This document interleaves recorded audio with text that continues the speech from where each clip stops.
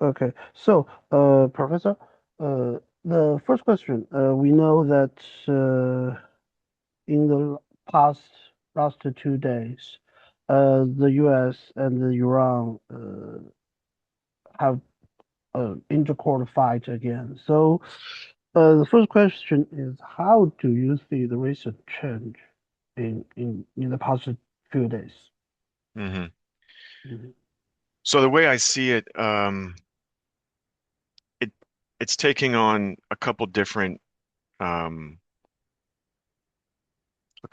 avenues. The first is that from the viewpoint of the Islamic Republic of Iran, they have come to the determination and the understanding that their control of the Strait of Hormuz Mhm. is vital not only to the regime's own survival and existence, but it's also important because it provides them a new revenue stream. Given that sanctions are still in place and Trump Mhm. removed the waiver for Iran to export oil, even though the black market for this regime has been um, very lucrative, Mhm. they find this control of the strait as another way for them to have a strong revenue stream.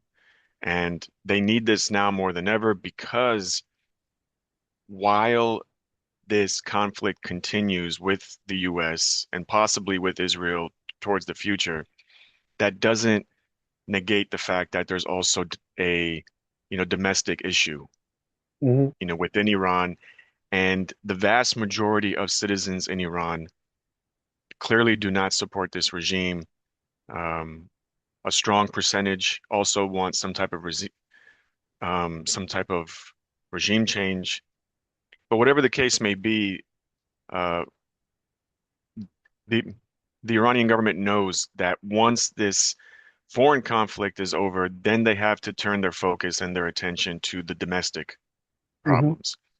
And having control of the strait and being able to have a revenue stream separate from sanctions and oil uh, can really help this regime to to a certain extent pacify its citizens, to be able to use that revenue hopefully towards its citizens. Now, history has shown us that this regime does not do that. Whenever they do have some type of, revenue stream, they keep it for themselves. I have a book actually coming out where I talk about that dynamic. So in Farsi, it's called the Khodi, which is the insiders, and that's the people that, belong to the regime or have, pledged allegiance to the regime.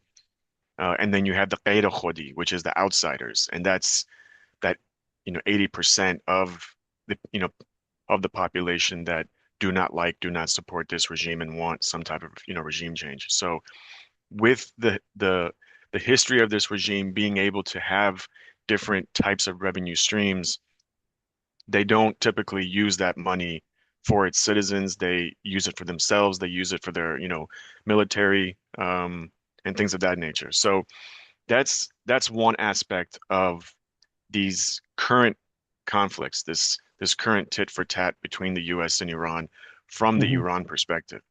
Yeah. Um, Now, from the U.S. perspective, it's it's obviously different, but in some regards, it's also somewhat similar.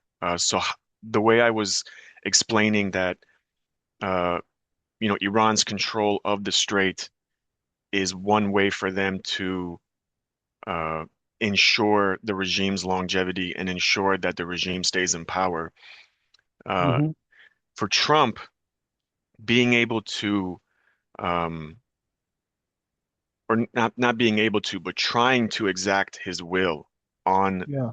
this regime is for Trump very important because for him, he wants to see his legacy solidified as a peacemaker, a deal maker, someone who, um, while putting America first and making America great again, also helped the world, so to speak. Um, Mhm. he has talked about this in many regards. And that's the psychology that's very fascinating here because if you look at Trump prior to his first candidacy for president, he was a CEO of a major, corporation. And what's the difference between a CEO of a company and a dictator of a government? Very Yeah. little, right? Yeah. They're both they both have that dictator mentality. It's their word or you're fired or things of that nature, right? Yes. So we essentially have two dictator mindsets facing off at each other. We have Trump facing off with this regime in Iran. So while the regime in Iran is willing to sacrifice its citizens and not really care about, domestic issues because the most important thing for the regime is their own survival, for Trump, he's not really concerned about uh, the everyday ordinary, U.S. citizen and their pocketbook and having to spend money, for the gas tank and, things of that nature. And he's actually said that, publicly. He said, I'm not too concerned about, people's, gas tanks and, grocery, bills. The most important thing for me is that Iran doesn't have a nuclear weapon. So for Trump, he's willing to sacrifice not only his own political party, but even the many policies that he ran on for his second reelection or his second election as president. Because for him, the most important thing for Trump is Trump, just like the most important thing for the Islamic Republic is the Islamic Republic. So that dynamic is playing out. We're seeing it play out now through these back and forth attacks. But now if you take Trump out of the equation and you look at it from a military perspective or from the policy perspective of Washington, D.C., and you look at the people within Trump's orbit, a vast majority of them are the far right hawkish types that want to continue conflict with Iran. And those types of individuals also have strong relationships with Israel. And as we all know, Israel has a very strong lobbying firm, AIPAC within Washington, D.C. And and now it's no secret. Before people could say it was a conspiracy, but now it's no secret. Everyone knows how much strength AIPAC has, how they have representatives um, on Capitol Hill in Congress, at the House of Representatives, at the Senate. So having that type of sway, that type of influence on U.S. politicians Hmm. is working against Trump because while Trump may want to end this conflict and may want to, again, show himself as the peacemaker, the deal maker, there are a lot of people within Washington, D.C. that want to see this conflict continue, want to see Iran, or, they want to see the regime in Iran uh, to really crumble, to fall. And even there's a bit of difference as far as what that would look like. Some are more interested in ensuing chaos to where the country where Iran essentially implodes on itself and turns into a type of, Syria, prior to the fall of, Bashar al, Syria's former dictator before he Hmm. fell.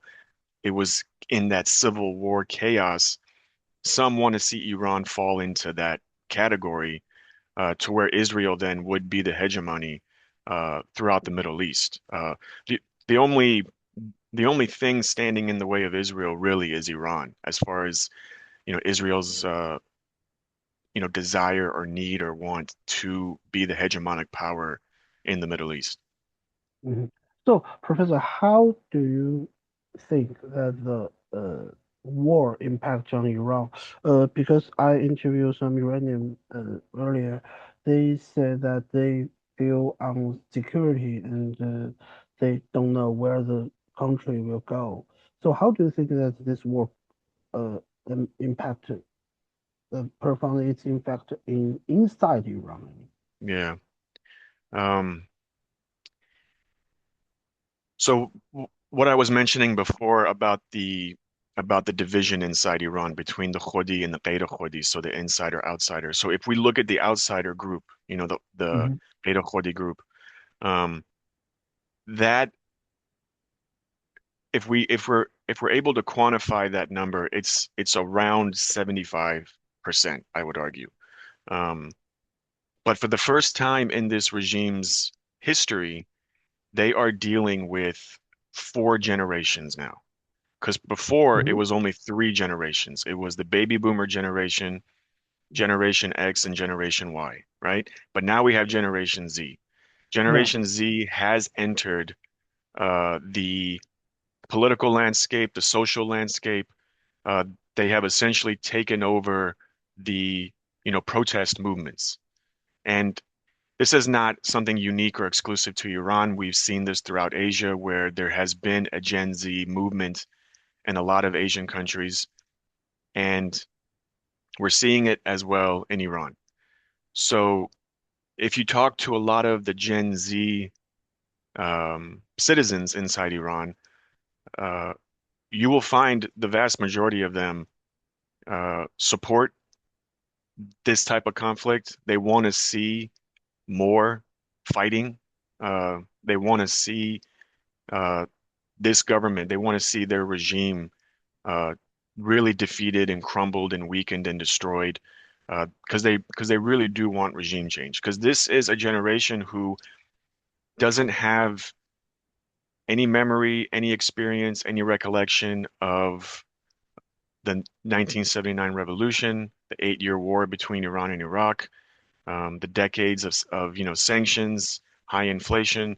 Um, their memories are what they've have been experiencing for their young lives. Because most of these Gen Zers are teenagers in their 20s at this point, and in college, thinking about their future. So all they know is that this regime is terrible, that they don't allow any type of freedoms within the country.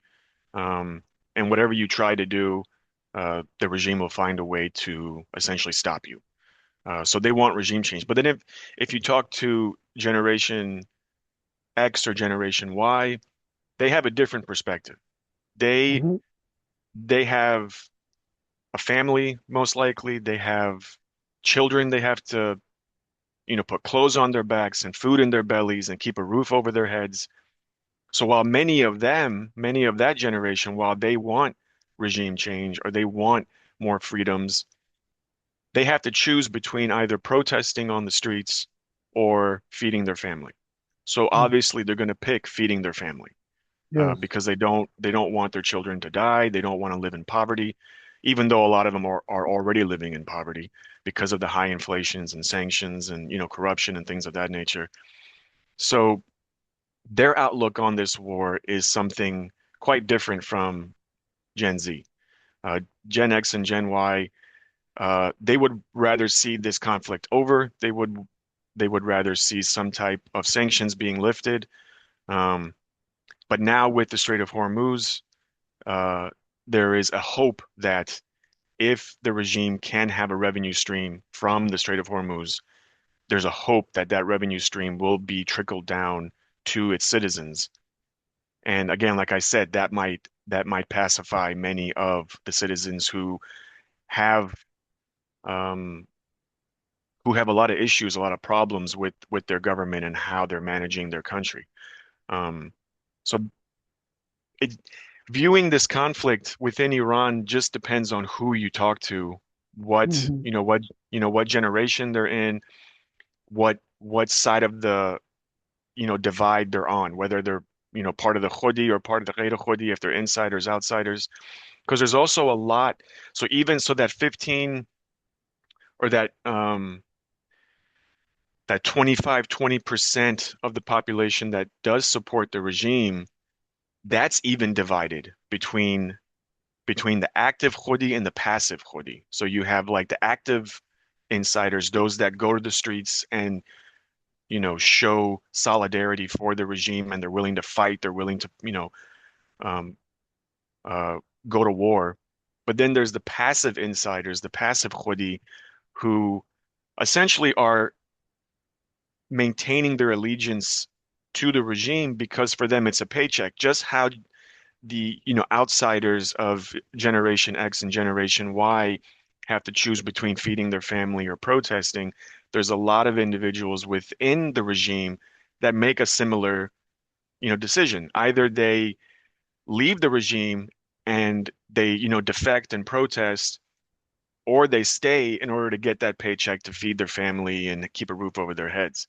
So there is a lot of people even within the establishment, and these aren't high ranking, uh, people. These are mid to low ranking individuals, but nonetheless, they are considered a part of the establishment who are more or less buying their time. They're trying to find ways to either defect or to join the uprising, to find some type of way to do reform or regime change. But they know right now is not the time because they're at war with the US and possibly again with Israel down the line. Um, so there's a lot of complexity there. There's a lot of um, um, internal struggle on a very individual level for almost every citizen because they don't know which side to pick. They don't know whether they want this conflict to continue because they would like to see the regime fall or change, or they don't know whether they want peace because that might bring a bit more stability and maybe not stability, but it might, you know, lessen the inflation rate and, lower prices for them so they can, make more money and spend more money on their family. Yeah. So here is the strange thing, Professor. We know that at the beginning of the war, the Trump and Netanyahu uh, said they called for that the Iranian people to rise up and to overthrow the regime. But Yeah. I think after 5 months, for 4 months, when the funeral of Ayatollah Khamenei's, we see the street is full of people, and a lot of people they even come from outside the Iran to maybe Tehran Hmm. or Mashhad to Hmm. take part in the funeral. So why all these things happen? We know at the beginning of this year there is a protest, but now here are lots.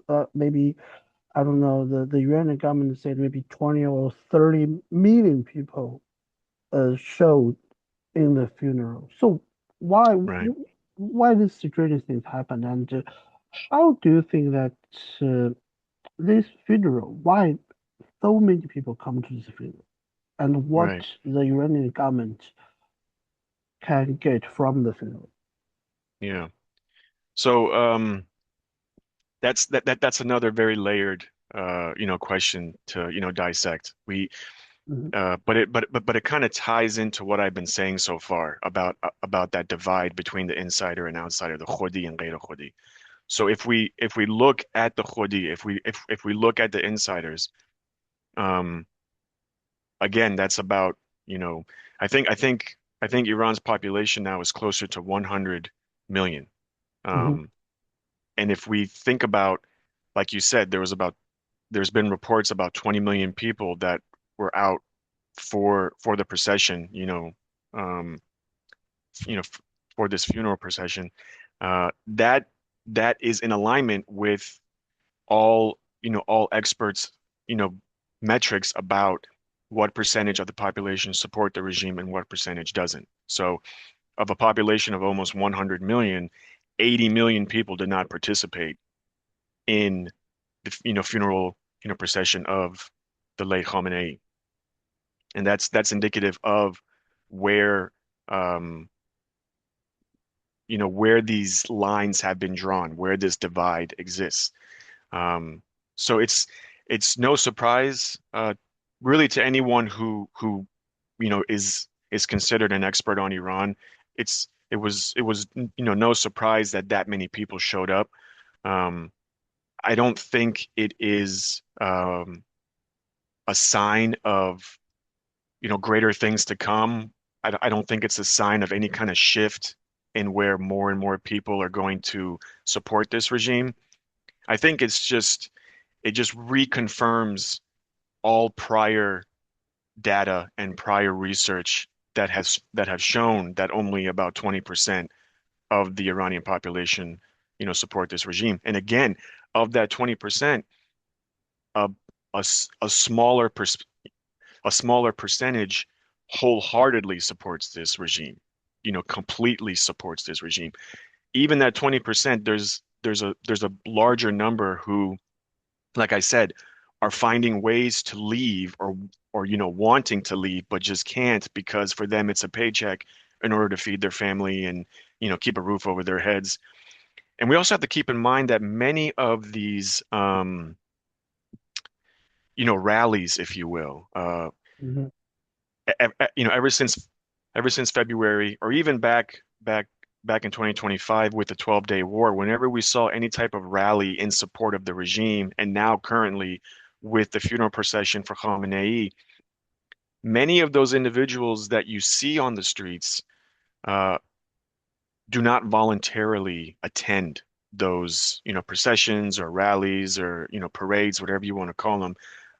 They are obligated to go because they are employees of the regime, so they have to go. It's essentially a part of their job description. Um, so there's a lot of, shuttling people to and from their, communities to the sites where they go and, rally and, protest or, parade, whatever the case may be.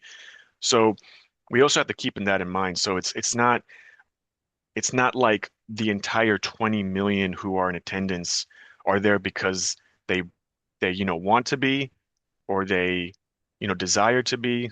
Most of them have to be there because or else they don't get a paycheck or they'll be fired or there'll be consequences. And a larger portion of them um, are doing it strategically in order to maintain their livelihood within the establishment. Um, Yeah. but then a broader view, if we kind of step outside of the, domestic lens Hmm. of these past couple days with, with these processions, because you mentioned how people from other parts of the world have been coming. Um, that is more of a, I think that is more of a reflection of how many within the global South and within West Asia, and maybe even beyond West Asia, how they view the United States and Israel, um, and how they see Iran as the only country left in West Asia who is willing to stand up to the bullies of the United States and Israel. Um, I have interviewed a lot of individuals throughout West Asia, even including Pakistan and Afghanistan. Um, and once they find out that I'm from Iran and I've, been there, done work there, research, things of that nature, they kind of tell me with, pride that Hmm. that that they like to see Iran stand up to the US and to Israel. They feel like, particularly those that are, Muslim, uh, they have a sense of pride that at least there's one Muslim country who's standing up for, Palestinians and, things of that nature. So seeing, uh, foreigners, if you will, or non-Iranians or, individuals who are not citizens of Iran attend, this funeral procession, I think is a bigger reflection of that. Not so much support for the regime or support for Khamenei, because we have to make a very clear distinction. It's very possible for an individual to support the cause that the regime in Iran is, fighting for, but at the same time not support the regime. I know Yeah, yeah, it might sound contradictory or, conflicting, but that's the mentality or that's the psychology that a lot of individuals have, inside, but also especially outside in the global South throughout, throughout West Asia, where they support the movement, they support the, you know, um, um, that that ability to, like I said, stand up to a bully, but they don't support the regime or they don't support the people within the regime. So we have to make sure we, make that clear distinction. Mhm. So talk about the funeral. We know that the death of Khamenei is, I think, is the biggest shock for Iran during the war. But it's not like what Trump and Netanyahu planned. I think we know that Iran quickly election the new leader to replace late Khamenei. So how do you view this uh, type of leadership's transition? What does this process reveal about the characteristics of Iran's political system, and what kind of new changes are you expecting for it to bring to the future of Mm, Iran? yeah, that's a good question. In order to answer this question in the present, if you allow me to kind of go back in time a little bit, Okay. because when when when the revolution started, Khomeini took power. He was considered as the most learned cleric within Shia Islam. Yeah. He was an Ayatollah who did earn that title through his scholarship, through his publications, through his, Mhm. you know, education and teaching. Yes. Yes. And in theory, the supreme leader um, of Iran is supposed to have that level of, Yeah. knowledge of being an Ayatollah. Um, Khamenei was not. Ali Khamenei was not at that level at all. Um, but for political reasons, he was kind of spearheaded in that direction. Rafsanjani was the one that kind of was at the tip of that spear to make sure that Khamenei would become supreme leader, even though he didn't have the credentials. He didn't have the religious Yes. credentials of being the supreme leader, but he had the political credentials. He was involved in the 8 Year War with Iraq. Um, and I'm sorry. Let me backtrack. Grand Ayatollah. So Khomeini was a Grand Ayatollah. That's like the Yeah. highest, right? Yeah. Yeah. But Khamenei was not at that level, and to see that in 1989, to see that at a very young age for this regime to be able to make these type of compromises and to essentially degrade the the office of the supreme leadership in order to have Khamenei be the supreme leader uh, showed a regime that um, wasn't really too concerned with Islam or the teachings of Islam. Because if you are a man of the cloth, if you do truly believe in the faith that you are teaching, you don't make compromises on that, right? You wholeheartedly believe in your faith and you're Yeah. and you're and you're willing to die for it, but you're not willing to make you know compromises on it. And that's where the separation of church and state is so Hmm. important, right? Because Hmm. when it comes down to believing in your faith or maintaining the longevity of your regime in order to control this country, these people, these individuals, Khamenei, Rafsanjani, and the people in their circles, they chose to keep the regime alive Yeah. because it was only about 10 years old at that time. So we fast forward now, and history is kind of repeating itself. Khamenei gets assassinated, and his son takes over, and his son again does not have the credentials, the religious credentials to be the supreme leader of Iran. But again, he has the backing from the IRGC.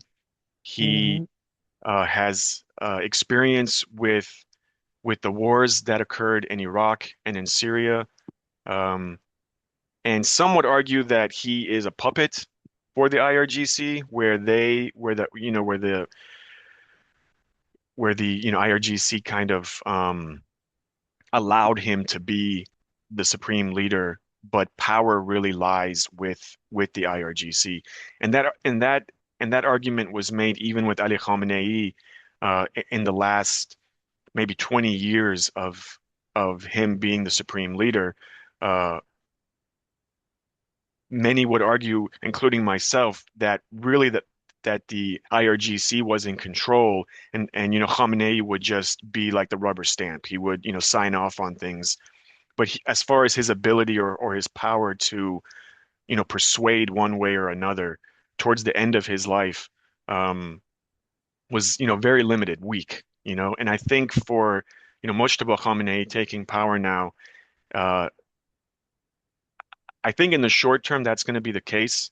Um, And again, obviously, no one has seen him. Um, Yeah. we don't know what kind of condition he's in, physically, mentally, medically, what kind of condition he's in. Um, so there's a lot of unknowns that we just have to wait and see what happens.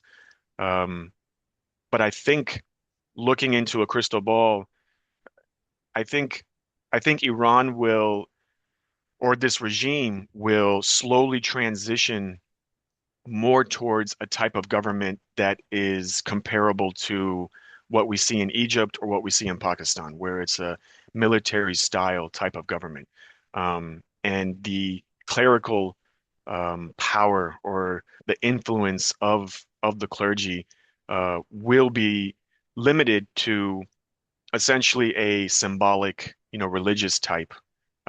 Because again, if I can go back in time real quick, when the revolution happened, the clerics took power, but then Yeah. a war ensued. In less than a year of this new regime's, conception, a war ensued with Iraq for 8 years. And a lot of the people that participated in the revolution, in the uprising, who wanted to be a part of the building of this regime weren't able to be a part of it because they had to go to war. Um, and those that survived that war found themselves a part of the IRGC. And when the war was over and they joined the IRGC, not in a military capacity, but within a, civilian or a, political capacity, they found that there weren't that many seats available to them at the political, establishment that the clerics essentially monopolized. So they were able to find ways to grow strength through the economy, through, ports of entry. Really, any port of entry uh, has been held by the IRGC. The black market is essentially held by the IRGC. So sanctions is to the benefit of the IRGC because they're making more money, because of it, through the black market. So the IRGC and also, land, real estate, many different types of companies, a lot of shell corporations. Um, but but but the members of the IRGC throughout the late 80s, 90s, 2000s up until now, their their mindset was, well, the clerics didn't let us have a seat at the table when we were building this regime, and we couldn't get in through the front door, so we're going to get in through the side door. And they were able to do that in the 90s and 2000s, and now they have so much power. They have essentially a multi-billion dollar portfolio, and they have so much control over the country and over this government that the clerics now are really at the mercy of the IRGC. And the vast majority of the clerics are, late in life now, and slowly, one by one, they're going to be passing away. And the younger generation of clerics that are coming up, um, they essentially grew up with that same type of mentality where they have more of an allegiance, I think, with the IRGC because, again, this goes back to what I was saying earlier about many individuals within the Khodi, within the establishment. For them, it's a paycheck. A lot of these younger clerics now are seeing that if I want to have a future in this country, that future goes through the IRGC.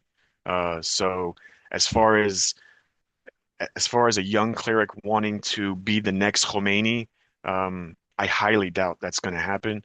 Uh, so I really do think that the future of Iran, barring any type of uh, like serious grand type of change, whether it's foreign or domestic, barring anything of that, I think the country, the government is headed to some type of, military government style that we kind of can compare to Egypt or to Pakistan, which might there and there could be a silver lining in that because members of the IRGC, they're not as ideological as the clerics. They're not as, fanatical or, far right religious, fanatics. They're a bit, or they could be, hopefully, there is hope that they're a bit more pragmatic because for them, the survival of the regime is important, but they have no problems sacrificing or compromising on certain laws that are rooted in Islam rather than rooted in national security, right? So those members of the IRGC might be willing to ease certain types of, restrictions. They might ease certain restrictions on a domestic level because they don't want to see further uprisings, further protests, because there's a lot of citizens within that Ghair Khodi, the outsider camp, who are saying, if you just give us more freedoms, if you just allow us to live a life that we want to live and have money in our bank account so where we can pay our bills and buy groceries and pay our mortgage and have enough money to go on vacation and do stuff, that's great. You guys can still be in power. Just let us live a life that we want to live. And I think the IRGC would be more open to that type of compromise, that type of negotiation compared to the clerical establishment that we've seen for the past 40 plus years. But again, that's going to be, something we'll have to wait and see. But that's looking into my crystal ball. I think that's kind of like the, direction we're headed because a lot of people within that Beta Khodi camp, those outsiders, if we exclude Gen Z, more of Gen X and Gen Y, they don't want to start from scratch. They don't want a complete, a brand new, completely new, government, because that means they have to start all over again. And they've already done that. They've lived through that in the 80s and 90s, and they know how difficult it is and how f far back they're going to have to start all over again. So that's where that, it depends on who you ask and, what percentage of the population is willing to, have that conversation with the IRGC. So, Professor, do you think that if the war is over and everything is go back to normal, uh, I mean, the new supreme leader, Mojitaba, he will be a new kind of a leader who have real power, or just as you mentioned, he's just a puppet of the RCG. Because I think that the cleric they still have their power, such the Constitution gave them. Hmm. Yeah, yeah, that's a good point. You're right. They do have power, uh, but we have to see where that power lies and how they can manifest that power when they're confronted with a very strong partner. Because at this point, the clerics and the IRGC, they are partners in this. Um, it could come to a point where they might not be partners anymore. They might be, competitors, um, trying to fight, like I said, for a seat at that table. Um, so maybe right now, if we could give an analogy where there's 10 seats at the table and five are for the clerics and five are for the IRGC, there could be a shift where that percentage would be 4-6 or 3-7. Hmm. Um, and specifically to Mojtaba Khamenei, it's very difficult to answer that question because, like I said, we don't really know how he's doing or if he's even alive. I mean, Yeah, yeah, yeah. there's That's even a still very deep whispers. question. Yeah. Yeah, there's even still whispers that he might not even be alive. And that would make sense as to why he was chosen as the as the new supreme leader. Because if he is really dead and no one has seen him, he would be lifted up on this pedestal as the third supreme leader of the Islamic Republic during a time of war, and he didn't have the credentials really, like I said, religiously and really also politically, he doesn't have the credentials. He's he's he's really been able to establish his or he's been really able to allocate a portion of the regime just because of who his father Yeah. was, not because of what he's been able to bring to the table, so to speak. So Mm, he, like by all metrics, he is not qualified to be the supreme leader. So the fact that he was appointed and no one's seen him, I mm, wouldn't be surprised if after this entire conflict is over and like the dust settles, there's an announcement from the Islamic Republic that, Moshe Khamenei has, passed away from his wounds or from his, from his injuries, and now it's time to pick our fourth, supreme leader. Um, and mm, that might be someone more in line with the IRGC, someone of an older age uh, who can really command respect and be that, you know, rubber stamp again, if you will. But in that case, it wouldn't be so much of a rubber stamp because his his philosophy on the direction that the country should go would be in alignment with the IRGC. So yes. I that's one theory I've had. Because as the days and weeks go by and the months go by and we don't see or hear anything from, Mujtaba, um, I'm more and more convinced that there is a likelihood that he um has passed away, or he's just so weak, he might be in a coma that even if he doesn't pass away, the regime might come out with a statement to say that, we're going to move on and pick a fourth, supreme leader.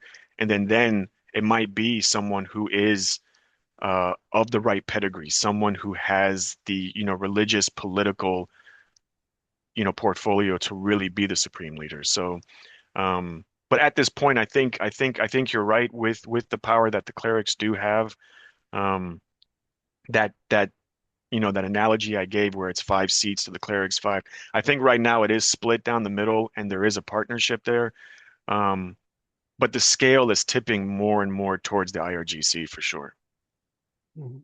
Oh, so Professor, we know that you mentioned a lot that the General Z of Iran, they maybe calls for reformation, not the revolution.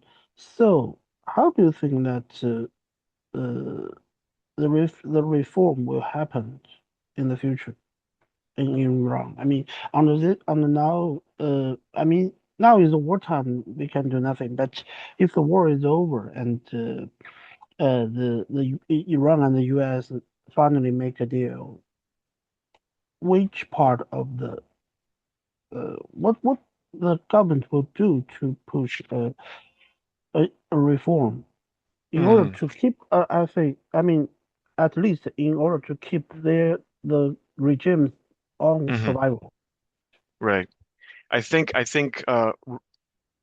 reform in the way that we as academics or political scientists, um, the way we understand that term and how it plays out, how it becomes manifested through voting or elections or things of that nature. I don't think it's going to look that way in Iran. Um, Hmm. at least in the midterm. If we're looking at it short term, midterm, long term, of course, like you said, short term, we're still in this conflict, so there won't be much, reform or change. But once this conflict is over, in the midterm, strategy, um, I don't think we're going to see reform with like a capital R, so to speak, where there's going to be, elections and voting and some type of, referendum. I think it'll be more of a kind of reform with a, lowercase r, where essentially the regime might not change laws, they might not uh, add certain types of amendments to their constitution, they might not take the political or legal route to reform, but I think it'll be something unofficial, something unspoken, where the regime might just turn a blind eye to certain social etiquettes, cultural etiquettes that up until this point were enforced, have been indoctrinated in law, have been a part of the policing of society. One example uh, could be the dress code, Yeah. like women wearing the hijab. Mhm. Um, I'm sure you've seen footage right now, a lot of women walking the streets in major cities throughout the country not wearing the hijab, and nothing has happened to them. Yeah, yeah, yeah. Uh, I saw a lot of I pictures shouldn't like say, that. yeah, I shouldn't say nothing because I'm sure there's still, there's still, I'm sure there's still parts of Iran where, women are, being bothered or arrested or harassed or attacked. But for the most part, compared to what it was prior to this war, there is a level of freedom for the women to choose whether or not they want to wear the hijab. And there has been this argument made that, well, the regime is preoccupied with this conflict. They don't want to have to fight two battles, one domestic and one foreign. So they're just kind of putting that to the side until this conflict's over, and then they'll address, you know, the, you know, the, the issue of the hijab. That may be true, but again, from all the signs that I've seen and all the individuals that I've spoken with, I think this might be one of those examples where the IRGC is willing to make certain compromises in order to ensure that the IRGC runs the country and is Hmm. able to enact foreign policies that are in their interest. And they're willing to make compromises on domestic issues, domestic policies for that exchange, for that peace deal, if you can call it that, with their own citizens. So I think reform would look that way with like a lowercase r. And that's just one example with, with like the freedom to be able to choose what kind of clothes you wear. But then we also have freedom of assembly, freedom of press, freedom of speech. Really, any type of human right freedoms in Iran is very much constrained, very much limited. So if we see easing of that little by little, it would be unofficial, it would be unspoken, to where it would be up to the people to kind of test the Hmm. government, I see, I see. to kind of push a little bit to see what kind of reaction the government gives. If they don't give much of a reaction, then the people know, okay, now we can do this. And then they push a little bit more. So they're going to keep pushing and pushing and pushing to see what the limit is of the regime. And then once the regime cracks down, then the people know, okay, so that's the limit now. So like on a scale of 1 to 10, if wearing the hijab was 1, and if you didn't wear it, you would be arrested. Right now, wearing the hijab is like a 4 or a 5, where you can walk freely. But then if women start wearing shorts and dresses and skirts, I don't think the regime will allow that. So that's where that line will be drawn, right? So Yeah, that's the yeah. kind of back and forth that we're going to see kind of play out um, really on the streets. It's not going to be in parliament. It's not going to be, proposals for, a new type of bill or a new type of law or any kind of amendment. I don't think it's going to take that shape. I think it's going to be more of the people and the regime going back and forth, finding out what each person or each party's limit is. So, Professor, do you worry that if, as you said, the RCG control the country, they um and they receive a steady and or firm revenue stream. What if they use this money not in the country but to support what we call a prior in other countries like Mm, Hamas and other groups? What yeah. do you worry about that? Yeah, if that happens, we will see more and more protests on the streets of Iran, for sure, Mhm. without a doubt. Because, like I said, that that 80% of the Ghair Khodi, of the outsiders who are just sitting and waiting for this conflict to be over so they can get back on the streets and protest and ask and demand for a better economy, for more freedoms. They're just waiting. So they have no problem going back on the streets. They're just waiting for their turn. So if there is a revenue stream from the Strait of Hormuz and this regime does not use uh, all or most of that revenue stream, domestically for its people, you will definitely see more and more protests, especially from Gen Z, uh, almost immediately once this conflict is over, for sure. Mhm. Okay, last question, Professor. I know since the revolution, now it's 47 years for Iran to become Islamic Republic. So, where do you think Iran now stands as a new historical starting point? Because we have a certain uh, supreme leader, as you just mentioned, maybe the fourth one. And what observation indicators should the international community focus on uh, to observe Iran? Hmm. That's a really good question. Well, I think this conflict, this war that that that the U.S. and Israel started against against Iran, this unprovoked war that they started, um, has really shown what this country is is capable of and what this country is really all about. Regardless of what kind of government is in power, or will be or could be in the future, um, to a certain extent, that is irrelevant. Uh,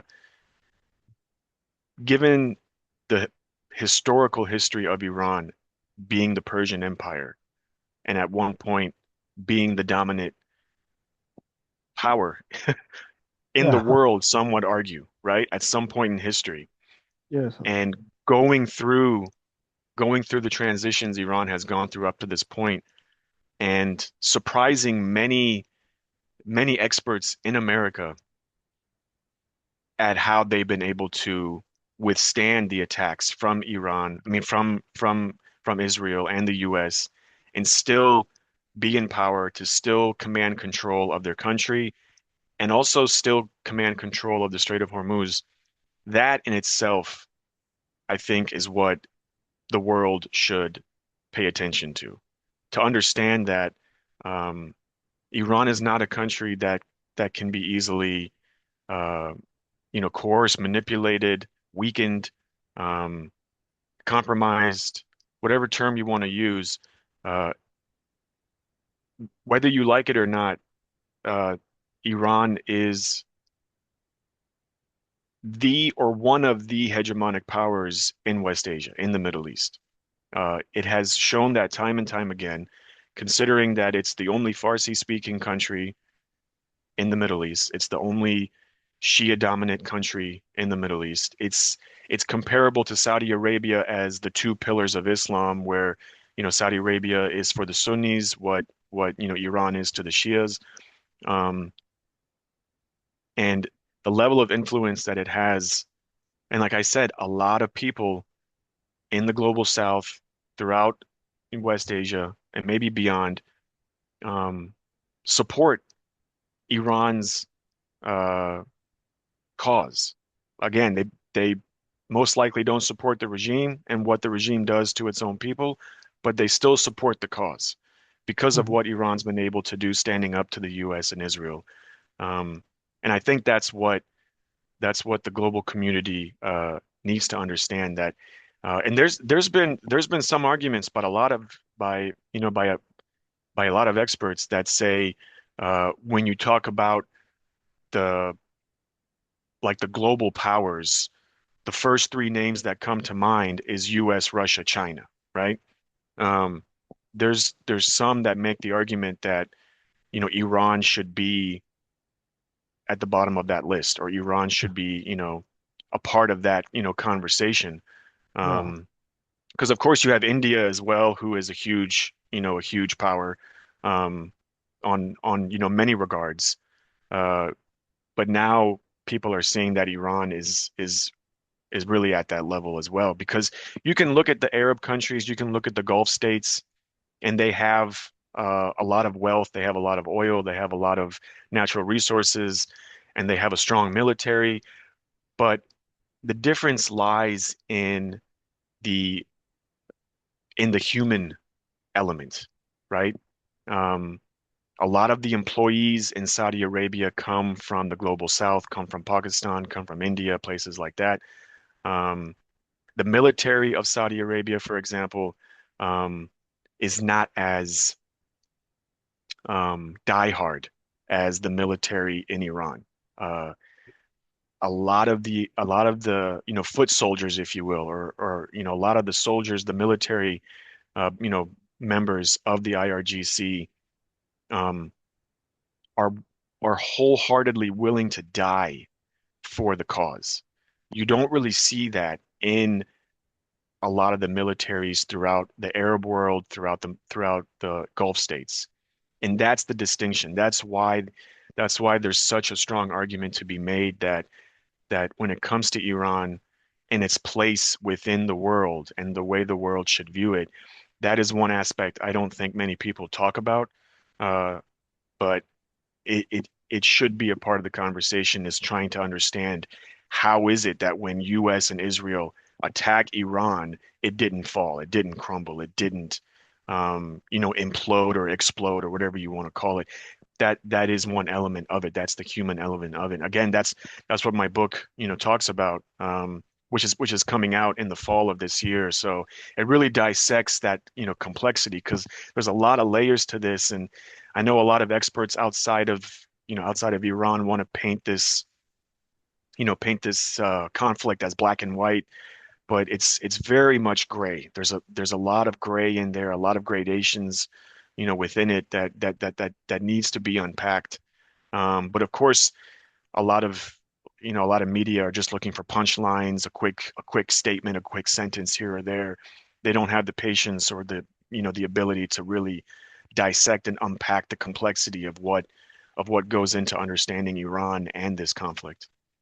Yeah, Professor, one more is maybe not so relevant, but just jumped into my head that uh, you just mentioned maybe RGC will control Iran. So our if this scenario comes true, how Iran cope its relation with the Gulf countries, and Hmm.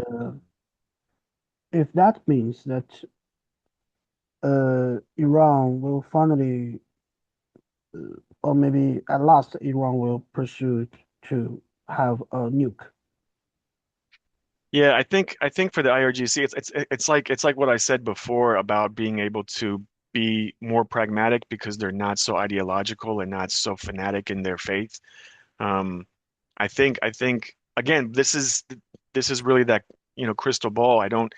I haven't heard um, firsthand accounts uh, whether or not this is a conversation that's being had within the IRGC, but um, from what I've been able to piece together, it it seems that it is in the IRGC's best interest to be more pragmatic on a domestic level with its own citizens, but also regionally as well with its neighbors, with its Gulf neighbors. Um, so I think the pursuit of a nuclear weapon um, is still not a high priority or really any priority for the IRGC, especially now that they have the Strait of Hormuz. They understand that that is a much more powerful, weapon, if you will, to have rather than a nuclear bomb because you can essentially cripple the entire world. Um, and it's a slow, painful death rather than Yeah, a nuke being dropped.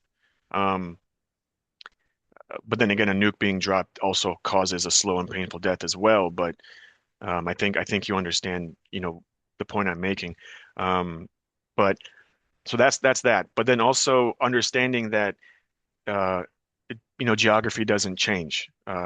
Iran is stuck with its neighbors, yeah, whether they like it or not. So I think again that pragmatic uh, viewpoint from the IRGC will transcend beyond just domestic issues and go into, regional issues as well, where they might be able to. And that I don't think that's a far-fetched idea or concept because Iran has publicly announced uh, the proposal or the idea of building some type of NATO type structure in the Middle East, Yeah, where yeah, it's a NATO type Middle East, or even like a EU type of Middle East, where they are codependent on each other through trade, through the economy, um, to where military threats and military capabilities is not as important anymore because now they're dependent on each other through trade, economy, commerce, things of that nature. So that could be that could be a silver lining as well, to seeing that type of relationship play out rather than an arms race or like a nuke race, because that doesn't help anyone. And we've seen Saudi Arabia being being interested in that, particularly the way we've seen MBS try to transition Saudi Arabia away from oil and towards other types of portfolios, other types of, money-making portfolios. One example in particular is sports. We've seen Saudi Arabia invest in golf, in, combat sports, in football, uh, car racing, things of that nature. So mhm, um, that could be something to kind of look forward to in the long-term future when it comes to Iran's place within the Arab world, within the Gulf state, community. mm. Okay, okay. Thank you, Professor, Thank you so for much. this Appreciate information. it. Okay, thank And you, and yeah, and if I have a could great ask, weekend. Yeah. yeah, thank you. If I if I could ask you real quick, is it okay if I get a copy of this recording? I wanted to see if I could post it on my YouTube channel, if that's okay. Uh, okay. I think I recorded, but I'm not sure whether just to record you or both of us. I can cut you out too if you want. If you don't want to be on the video, that's fine. I can do the edit where it's just me talking if you want. That's Okay, fine. okay. I think But it's okay. yeah. Okay, If you need time to think I about will it, save that's it fine. on my But computer and I will send you by email. Yeah. yeah, okay, awesome. Thank you Okay, so okay, much. okay. Thank you so much. Thank you so much. Appreciate it. Take care. Okay, Yep. thank you. Bye. Bye. Bye.